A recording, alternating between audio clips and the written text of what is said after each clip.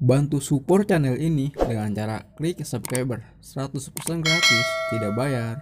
Oke guys, terima kasih. Mari membaca.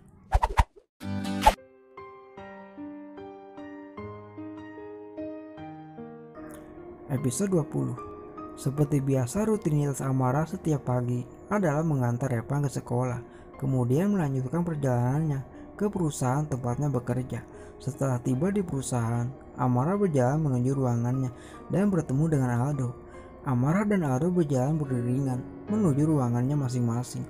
"Nanti kita makan siang bareng ya, sekalian bertemu dengan ayah dan ibuku," kata Aldo memberitahukan pada Amara tentang rencananya pada Amara.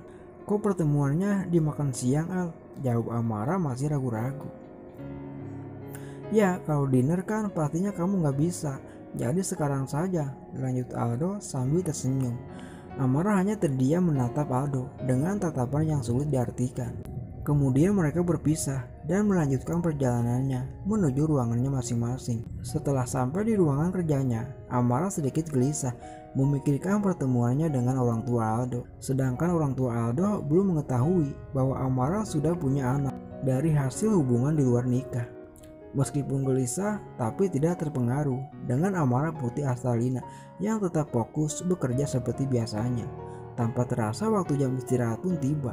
Aldo segera menghampiri Amara di ruangannya. "Berangkat sekarang yuk," ajak Aldo setelah pintu ruangan Amara terbuka. "Ayo," jawab Amara kurang bersemangat. Setelah mereka naik ke dalam mobil, lagi-lagi Amara mengingatkan Aldo.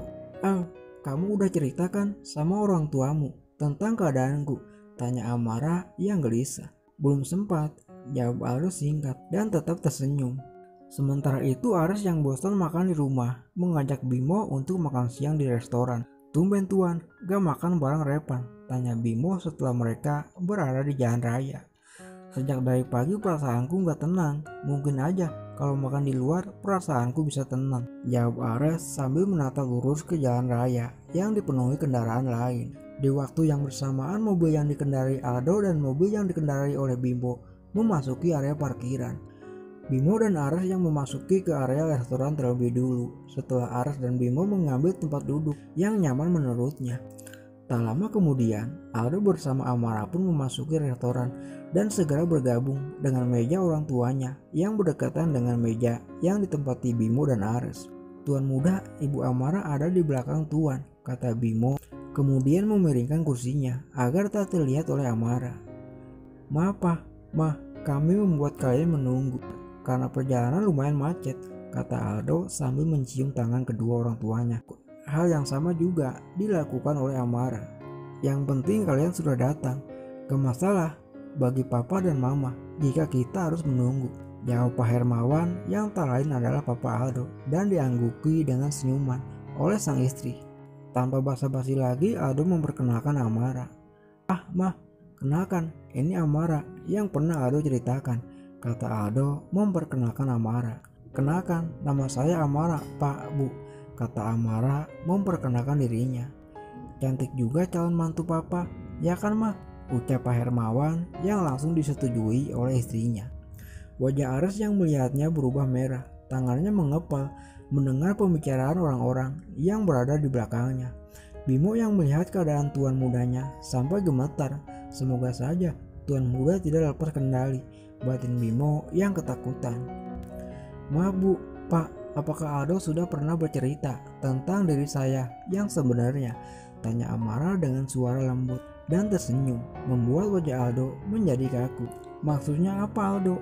"Nah Amara, Mama belum mengerti," jawab Mama Aldo bertanya balik karena belum mengerti.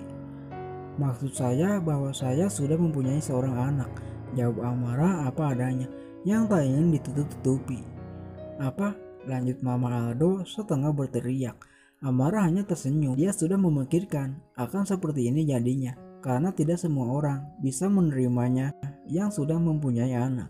"Suamimu kemana? Kalian berpisah karena meninggal atau bercerai hidup?"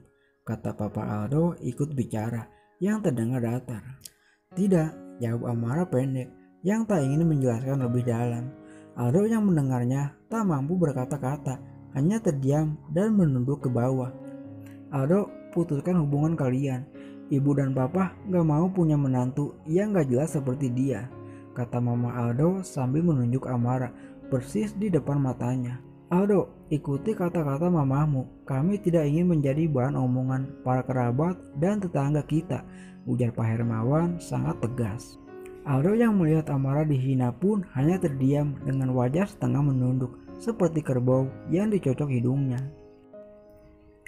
Tuan muda, kasihan Ibu Amara, dan ternyata orang tua pria itu rekanan perusahaan kita, Tuan, kata Bimo setelah memperhatikan dengan baik Papa Aldo. Perasaan Amara pun sangat terluka mendengar kata-kata Mama dan Papa Aldo. Dan yang lebih menyakitkannya lagi, Aldo tak bisa memperjuangkan cintanya. Untunglah Repan tak menyetujui hubungan kami. Ternyata Aldo tak bisa diajak berjuang bersama. Bukannya aku ingin Aldo durhaka pada orang tuanya, tapi setidaknya dia bisa menghentikan orang tuanya agar tak menghina aku. Batin Amara sangat sakit. Oke guys, sebelum melanjutkan jangan lupa untuk subscribe terlebih dulu agar saya tambah semangat update video berikutnya. Oke guys, terima kasih. Mari membaca. Keesokan harinya, pertemuan antara Amara dan orang tua Aldo telah dilakukan walaupun berakhir dengan penghinaan, membuat Amara tersadar dan bertekad akan fokus mengasuh Repan tanpa ya. Kini Aldo pun menjaga jarak dengan Amara karena kedua orang tuanya tidak menyetujui hubungannya dengan Amara dan merasa bersalah karena telah mempermalukan Amara. Sayang, cepat habiskan sarapannya, nanti telat ke sekolah, kata Amara dengan lembut dan penuh kasih sayang. Mah, Repan mau punya papa, tapi bukan Om Aldo, ucap Repan sambil menatap Amara dengan tatapan mengharap. Sayang, gak usah memikirkan soal itu. Kita selama ini bahagia kan, meskipun cuma berdua, kata Amara dengan suara yang lembut agar Repan bisa mengerti. Tapi Repan punya om yang sangat menyayangi Repan mah, ujar Repan sambil mengunyah rotinya. Gak usah dibahas lagi, ayo kita berangkat, nanti Repan dan Mama telat, jawab Amara mengalihkan pembicaraannya. Kemudian Amara dan Repan bergegas keluar rumah dan mengunci rumahnya. Setelah beberapa menit Amara pun sampai di sekolah. Repan langsung masuk ke kelasnya. Tanpa disadari oleh Amara ada sepasang mata yang sudah beberapa minggu ini selalu mengawasinya sambil tersenyum. Tuan, sampai kapan? Anda hanya melihatnya dari kejauhan, ujar Bimo yang greget melihat tuan mudanya hanya selalu melihat dari jauh tanpa berniat menemuinya langsung. Kenapa kau yang tidak sabar? Aku hanya menunggu waktu yang tepat, kata Ares dengan tatapan datar pada Bimo. Setelah beberapa menit lamanya, akhirnya Amara tiba di perusahaan Amos Group, tempatnya mencari rezeki. Namun berbeda dengan hari-hari biasanya. Untuk hari ini Amara disibukkan dengan kerjaannya yang sangat menumpuk, sedangkan Amara tidak bisa lembur karena ada Repan yang harus dijemput. Karena Amara disibukkan dengan kerjaannya, membuatnya melupakan kisahnya yang dramatis dengan Aldo beberapa hari yang lalu. Setelah beberapa jam berlalu, akhirnya jam kerja Amara pun selesai dan Amara segera bersiap untuk menjemput putranya. Memang Amara selalu kerja pagi sampai sore saja, tak pernah lembur sekalipun. Ya itu tadi, karena putranya tak ada yang menjaganya dan pihak perusahaan pun memaklumi keadaan Amara yang merupakan orang tua tunggal. Kemudian Amara tiba di sekolah Repan lebih cepat dari biasanya karena jalan yang tidak macet seperti biasanya. Hal ini membuat guru Repan panik karena orang yang mengaku papa Repan belum juga mengantar anak itu. Maaf Bu Guru, Repan kemana ya? Kok nggak kelihatan? Tanya Amara yang biasanya langsung disambut oleh Repan. Tapi Amara tetap tenang karena mengira anaknya sedang ke toilet. Itu Bu Amara, tadi papanya Repan menjemputnya untuk beristirahat di rumahnya dan biasanya diantar sebelum jam 15.30. Jauh ibu guru yang berhasil membuat Amara panik. Biasanya, maksud ibu gimana ya? Saya tidak mengerti, tanya Amara makin panik dan ketakutan. Iya Bu Amara, sudah beberapa minggu ini Repan dijemput oleh papanya untuk bermain bersama, jawab Bu Guru dengan tenang. Apakah Bu Guru tahu alamat orang yang mengaku papanya Repan? Tanya Amara sambil menangis. Bu Amara tenang dulu, gak perlu panik seperti ini. Biarkan Repan saling melepas rindu dengan papanya. Jawab Bu Guru mengusap lembut tangan Amara untuk menenangkannya. Di mana alamat orang itu Bu? papanya Repan nggak ada di kota ini dan dia nggak tahu kalau kami ada di kota ini, balas Amara sambil tersisak yang terus meneteskan air matanya. Mendengar hal itu, Bu Guru Repan langsung ikut panik. Maaf Bu Amara, saya tidak tahu. Rumah orang yang mengaku Papa Repan gak jauh kok, itu persis di depan sekolah kita, ujar ibu guru sambil menunjuk rumah tersebut.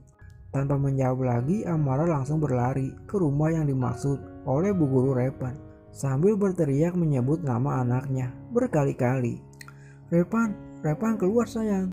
Teriak Amara menggedor pintu rumah mewah itu dengan kencang seperti orang yang mau nagih utang. Gawat Tuan Muda, itu pasti suara ibu Amara yang memanggil Repan, kata Bimo yang panik gak karuan. Namun berbeda dengan Tuan Mudanya yang terlihat tenang seperti tidak ada masalah apapun. Tenang saja Bim, jangan bangunkan Repan, kali ini Amara akan menurut padaku, biar aku yang membuka pintunya, ujar Ares sambil tersenyum dengan penuh percaya diri dan berjalan ke arah pintu. Kau, Amara terdiam dan gemetar melihat orang membuka pintu yang ternyata Ares Reksa Wijaya, orang yang selalu dia hindari. Halo sayang, kita bertemu lagi. Apakah kau mencari anak kita? Masuklah, ini rumahku dan rumahmu juga, kata Ares sambil tersenyum penuh percaya diri.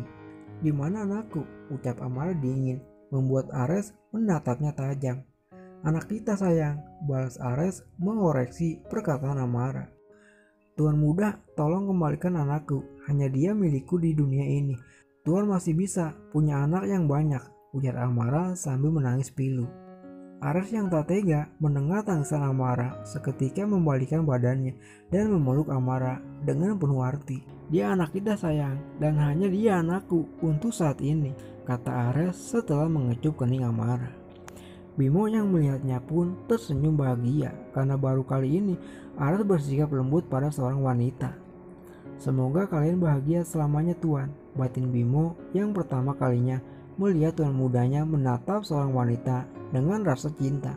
Tubuh Amara yang dipeluk Ares pun menegang dan jantungnya berdetak lebih kencang dari biasanya. Apalagi setelah Amara mendengar bahwa Ares sudah mengetahui kalau Repan adalah anak kandungnya. Tuan tolong jangan pisahkan aku dengan anakku, hanya dialah milikku satu-satunya di dunia ini, kata Amara sambil menangis. Apa yang kau katakan? Siapa yang akan mengambil anakmu? Balas Ares tak mengerti arah pembicaraan Amara. Mama, teriak Repan yang baru saja bangun dari tidurnya, berlari ke arah Amara dan Amara langsung memeluknya. Terima kasih Tuan atas pengertiannya, semoga Anda dan istri dan anak Tuan selalu bahagia, kata Amara tersenyum bahagia setelah mendengar Ares tidak akan mengambil anaknya. Ares mengerutkan alisnya dan melirik ke arah Bimo.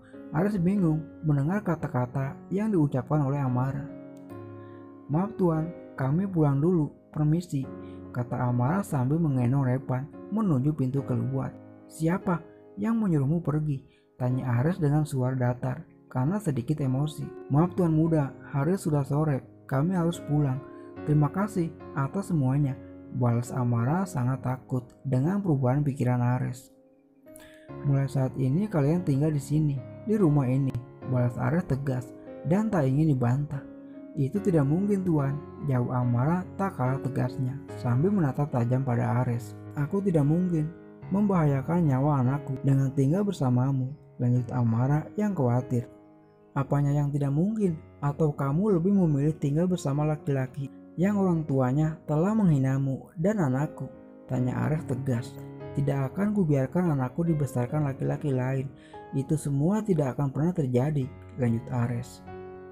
Tidak Tuan, saya berjanji tidak akan menikah, tapi biarkan saya dan anak saya hidup dengan tenang, kata Amara meyakinkan Ares sambil menangis dibanjiri air mata di pipinya. Mama jangan menangis, Repan sayang Mama, kata Repan dan menghapus air mata mamanya. Gak sayang, Mama gak menangis kok, ucap Amara tersenyum dipaksakan. Bimo yang sejak tadi memperhatikan mereka membawa Repan kembali ke kamarnya untuk bermain karena tidak baik bagi anak seumuran Repan menyaksikannya. Repan kita main lagi yuk, biarkan Mama sama Om Ares menyelesaikan masalahnya, ajak Bimo dengan lembut memujuk anak tuan mudanya dan berhasil membawa Repan kembali ke kamar yang dikhususkan tempat bermain. Setelah Repan dan Bimo berlalu dari hadapan mereka, Ares berjalan ke arah Amara, sehingga Amara berjalan mundur. "Mari kita selesaikan permasalahan kita," kata Ares menatap tajam pada Amara. "Maksud Tuan, permasalahan apa?" tanya Amara dengan gugupnya. "Dengan menyembunyikan kebenaran tentang Repan, apa itu bukan permasalahan yang besar?" tanya Ares datar dan menajamkan matanya. "Maafkan saya Tuan, bukan maksudku untuk menyembunyikan Repan. Tapi awalnya juga saya pun tak tahu jika saya hamil setelah peristiwa itu. Karena waktu itu aku langsung pulang ke Indonesia dan aku juga nggak tahu Tuan ada di mana dan tinggal di mana," kata Amara dengan hati yang kembali sakit mengingat kembali peristiwa 3 tahun yang lalu. Karena sesungguhnya dia sudah berusaha melupakan peristiwa itu. "Oke, kalau alasanmu seperti itu bisa aku terima. Tapi mengapa ketika kamu bertemu denganku, kamu gak menceritakan semuanya padaku? Bahkan kamu pura-pura tidak mengenalku," kata Ares yang emosi. "Saya takut Tuan akan mengambil milikku satu-satunya di dunia ini," ujar Amara masih menangis.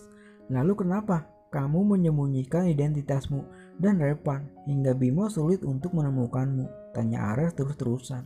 "Saya takut Tuan akan membunuh kami karena kesalahan itu," jawab Amara yang mengambil kesimpulan sendiri.